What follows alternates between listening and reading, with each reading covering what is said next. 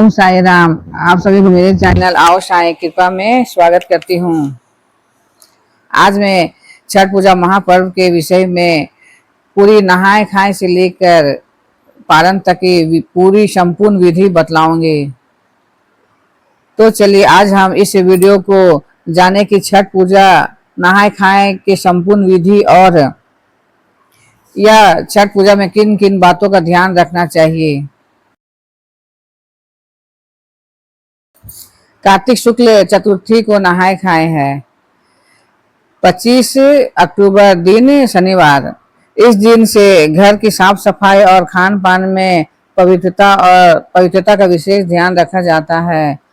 यह व्रत की शुरुआती और तन मन की शुद्धि का दिन होता है।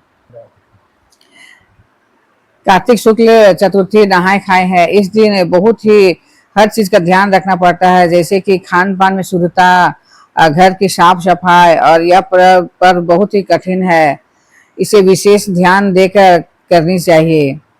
जैसे कि इस दिन पूरी घर की साफ सफाई करिए और किचन रसोई की साफ सुथरा करिए, और जिस चूल्हे में हम नहाए खाए का भोजन बनाएंगे उस चूल्हे को भी बहुत ही अच्छी तरह साफ सफाई करिए। अगर उसमें नॉनवेज या किसी भी तरह का मांस मछली या लहसुन प्याज बनी हो तो उस चूल्हा को यूज मत करिए।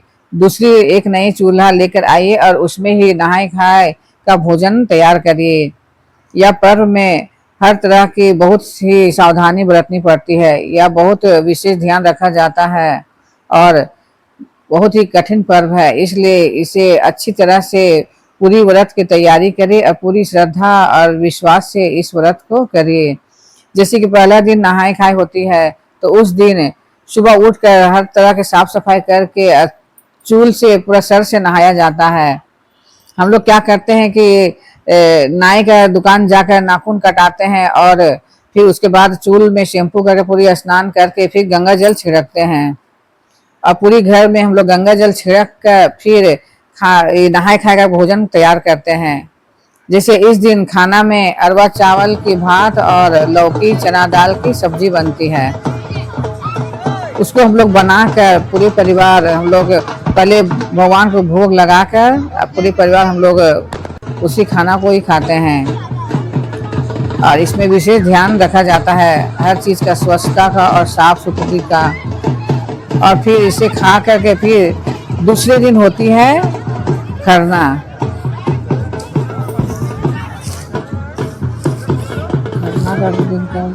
जैसे कि पंचमी में खरना होती है। खरना के दिन हम लोग पूरी निर्जला उपवास रखते हैं सुबह से लेकर पूरी शाम तक। इसमें निर्जला उपवास रखकर सुबह उठकर हम लोग स्नान आदि करने के बाद साफ सुथरी वस्त्र पहनकर जब हम लोग शाम में जब प्रसाद तैयार करते हैं तो बहुत ही ध्यान रखा जाता है। हर चीज का बर्तन भी साफ सुथरी होनी चाहिए, और जिस चूल्हा में हम लोग प्रसाद बनाएंगे उसे नई चूल्हा होनी चाहिए, या मिट्टी का हो या ईंट का। उसे हमें अच्छी तरह से धोकर लीप कर और सिंदूर टिक कर आम की लकड़ी में प्रसाद बनाई जाती है। हम लोग खरना का दिन अरवा चावल, दूध और गुड़ का खीर बनाते हैं, और रोटी, जैसे कि रोटी बनाकर उसमें घी लगा देते हैं। ये खरना का प्रसाद है।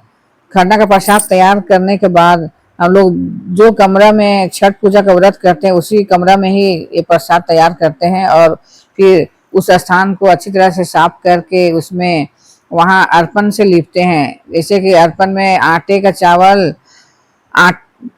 या चावल का आटा में हल्दी मिलाकर उस स्थान को लीप कर उसमें 5 तिलक लगाकर और फिर कलश बैठाते हैं।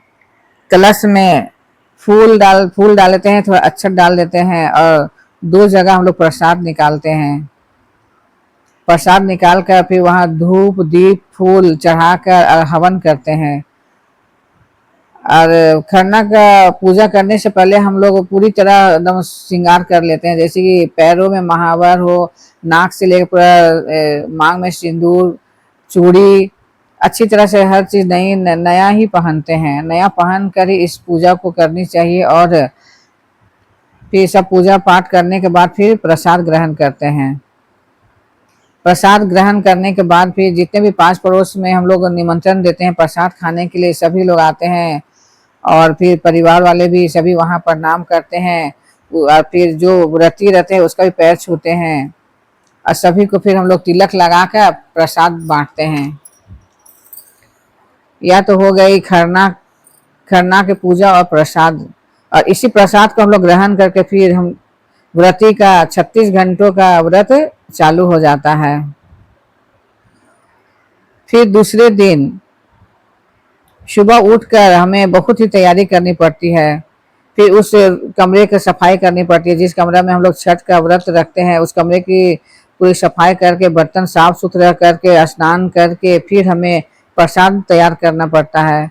जैसे प्रसाद में ठेकुआ और चावल की कचवनियाँ बनाते हैं, उसे बनाकर उसमें तिलक सिंदूर का टीका लगाकर लौंग लगाकर और फिर हम लोग सूप तैयार करते हैं।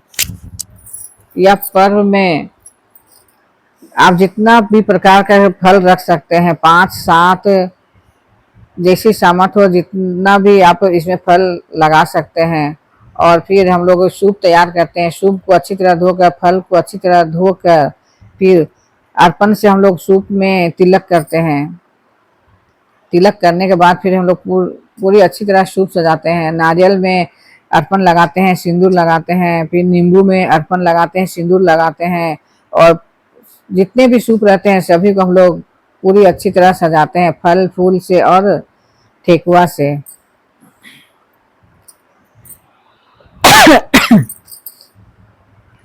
पूरी सूप सजाने के बाद उसमें फिर पान पत्ता, दीप, आलता, फूल माला और एक वस्त्र भी हम लोग रख देते हैं। रख कर फिर सभी परिवार वाले, सभी अगल बगल पास पड़ोसी सभी के साथ मिलकर हम लोग जाते हैं नदी या तालाब। वहां जाकर फिर हम लोग कमर भर पानी में डुबकी लेते हैं। डुबकी लेने के बाद फिर हमें जो परिवार वाले सब जाते हैं सब सिंदूर से नाक से सर तक सिंदूर लगा करके फिर सूप हाथ में पकड़कर अर्घ देते हैं। ये संध्या अर्घ डूबते हुए सूर्य को अर्घ गंगा जल या नारियल के पानी से देने से बहुत ही शुभ होता है और बहुत ही प्रसन्न होते हैं छठ मैया और सूर्य देव। इसलिए संध्या अर्घ को आप नारियल का पानी या गंगा जल से ही अर्घ दीजिए। अर्घ देने के बाद सभी सूप का अर्घ देकर उसके बाद फिर हम लोग शाम में वापस आ जाते हैं। शाम में जब घर वापस आते हैं तो जो सूप हम लोग पहला दिन लेकर जाते हैं संध्या अर्घ के लिए, उस सूप को फिर हम लोग बदल देते हैं। जैसे सूप वही रहती है, सिर्फ उसमें जितना भी फल फूल ठेकुआ मिठाई है सबको हम लोग बदल देते हैं। बदल कर उसमें दूसरा लगाते हैं, दीप धूप फल और ठेकुआ दूसरा लगा करके फिर हम लोग सूर्य उगने से पहले हम लोग सभी परिवार वाले, सभी पास पड़ोस सभी जाते हैं नदी या तालाब। वहां जाकर फिर हम लोग उगते हुए सूर्य को अर्घ देते हैं कच्ची गाय का दूध से। अर्घ देने के बाद सभी सूप का अर्घ हो जाता है। उसके बाद हम लोग गंगा माँ का पूजा करते हैं। पूजन करने के बाद फिर प्रार्थना करते हैं छठी मैया से और सूर्य देव से। प्रार्थना हो जाने के बाद फिर हम लोग वहाँ कलश बैठाते हैं। कलश में हम लोग पानी, गंगा जल और अक्षत फूल पुष्प डालते हैं, आम का पल्लू रखते हैं और नारियल रखते हैं। कलश बैठा कर हम लोग भीगे कपड़ा में ही हम लोग फिर हवन करते हैं। हवन करने के बाद फिर हम लोग व्रत अपना तोड़ते हैं, पारण करते हैं। पारण करने के बाद फिर जितने भी नदी में जो भी श्रद्धालु रहते हैं सभी आकर पैर छूते हैं और उसे हम लोग प्रसाद बांटते हैं और फिर यहीं पर हमारा व्रत पूरा हो जाता है। यह व्रत बहुत ही कठिन और 4 दिनों तक चलने वाला महापर्व है। इसे हम लोग बहुत ही धूमधाम से मनाते हैं। यह पर्व के लिए हम लोग 1 साल से पूरा इंतजार करते हैं कि कब यह छठ पर्व आएगा और हम लोग खुशी खुशी यह पर्व को सभी लोग करेंगे।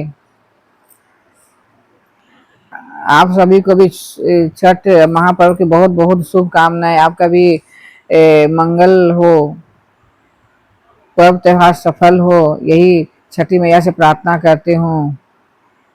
इतना ही कहकर मैं अपना वीडियो यहीं पर समाप्त करती हूँ। अगर मेरा वीडियो अच्छी लगी हो तो सब्सक्राइब अवश्य ही कर दीजिए। जय छठी मैया। ओ जय साईं राम।